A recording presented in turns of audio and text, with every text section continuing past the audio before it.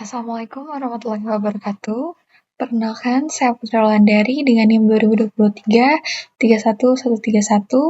Di sini saya akan mempresentasikan codingan live coding pada materi learning pada fungsi. Baik, di sini saya akan menjelaskan codingannya, di mana terdapat import NumPy dan import Matplotlib dengan SPLib. Di sini adalah gunanya itu mengimport library utama, di mana nanti itu digunakan untuk perhitungan numerik dan pembuatan array. Matplotlib itu digunakan untuk memvisualisasi hasil pembelajaran agen, Word, dan juga pergerakan agen. Lalu selanjutnya ada unstatus. Baris ini itu menunjukkan bahwa lingkungan memiliki 6 states. Biasanya itu mempresentasikan grid 4x4, di mana setiap kotak adalah satu state yang bisa ditempati oleh agen. Terus selanjutnya ada actions, di mana di sini kita ditentukan bahwa ada 4 aksi yang mungkin yaitu atas, bawah, kiri, dan kanan. Aksi ini menunjukkan agen berada di dalam grid tersebut. Lalu juga ada goal state, yaitu variabel ini menyatakan state tujuan. State 15 adalah target akhir yang harus dicapai agen agar mendapatkan reward dan juga menyelesaikan episode tersebut.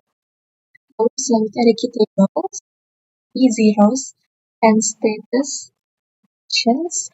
Bagian ini adalah inti dari key atau yaitu key table.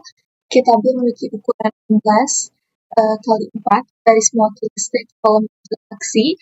Nilai awal diisi dengan 0 karena pada awal pembelajaran agen belum memiliki pengalaman, agen belum memiliki tahu aksi terbaik di setiap state.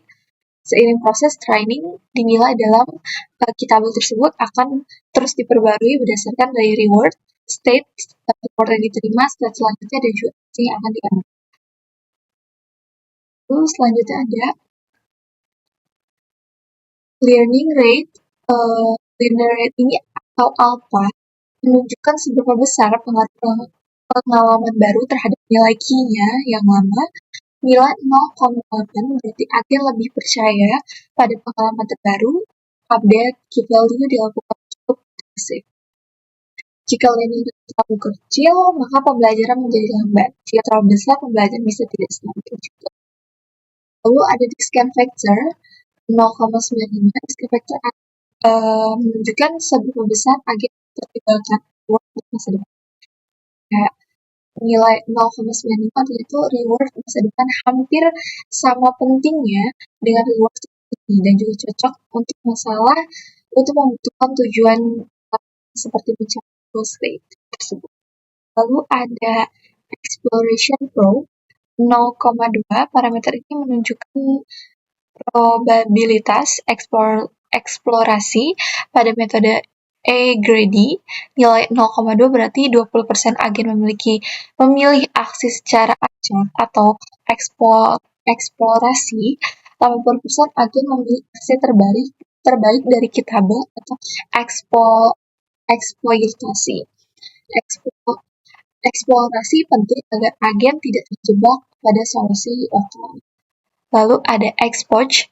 Variabel ini menunjukkan jumlah pada episode pelatihan. Setiap expoch memiliki satu percobaan agen, mulai dari awal state, bergerak sampai mencapai goal, atau kondisi berhenti. Lalu selanjutnya, codingan selanjutnya itu ada def get next state, yaitu berfungsi untuk menerima dua parameter, state itu posisi agen saat ini, dan action adalah aksi yang dipilih agen tersebut. Lalu selanjutnya ada row call div mode state 4, berarti itu berfungsi mengubah state satu dimensi menjadi koordinat dua dimensi. Row menunjukkan baris, call itu menunjukkan kolom tersebut. Karena gridnya berukuran 4x4, maka pembagian dilakukan dengan angka 4. Logika pergerakan agen. If action sama dengan 0 and call, aksi berarti bergerak kiri, agen hanya boleh bergerak jika berada di kolom paling kiri. Lalu selanjutnya ada alif action 1 and call 3, dan di mana aksi call plus sama dengan 1.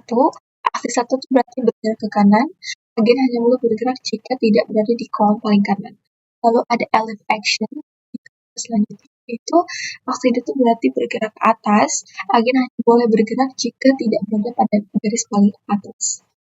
Lalu selanjutnya ada action 3 and row, aksi 3 berarti bergerak ke bawah, agen hanya boleh bergerak jika tidak ada di baris paling bawah. Lalu mengambilkan state baru yaitu right and row kali plus call, yaitu baris dan kolom dikembalikan menjadi satu state dimensi. Jadi konsisten dengan case table, lalu juga mudah diproses oleh algoritma Q-learning. Lalu penjelasan selanjutnya yaitu penjelasan proses training Q-learning-nya, yaitu for expose in range, itu berarti menunjukkan bahwa proses membaca dilakukan sebanyak expose episode. Setiap expose mempresentasikan satu percobaan agen untuk mencapai goal. Terus juga ada parent state, jadi dia itu berfungsi di step awal expose agen ditempatkan pada step awal secara acak agar pembelajaran lebih bervariasi dan tidak bias. Lalu selanjutnya juga ada through. Nah, loop ini berjalan sebagai agen mencapai goal state-nya. Ada if and parent, itu pada bagian itu tuh berfungsi untuk sebagai memilih aksi secara acak, tujuan untuk mencoba kemungkinan baru. Lalu selanjutnya ada else, bagian tersebut else action NP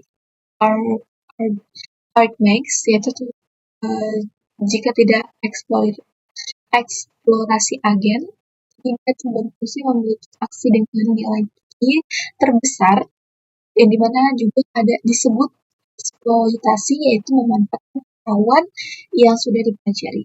Lalu selanjutnya juga menentukan state berikutnya, yaitu next state, itu dimana dia tuh selanjutnya ditentukan berdasarkan dari state ini, aksi yang dipilih agen juga aturan lingkungan grid.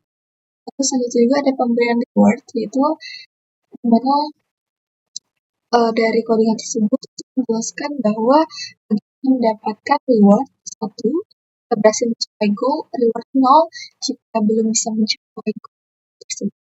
Juga selanjutnya itu update table, di mana ini adalah rumus utama Q-learning, di mana nilai Q lama diperbarui berdasarkan perhitungan langsung dan estimasi reward masa depan.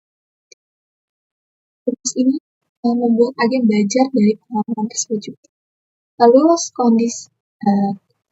codingan selanjutnya itu kondisi berhenti, if next state, itu dimana episode dihentikan, agen lanjut ke expose berikutnya.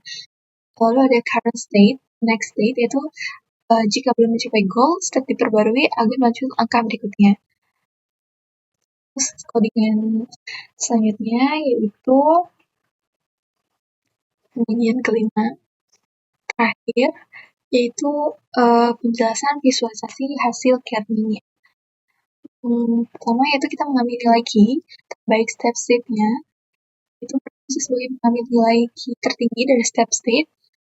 Nah, nilai ini menunjukkan aksi terbaik yang bisa mengambil agen dari step tersebut. Kemudian hasilnya berubah menjadi bentuk trip 4x4 agar sesuai dengan lingkungannya.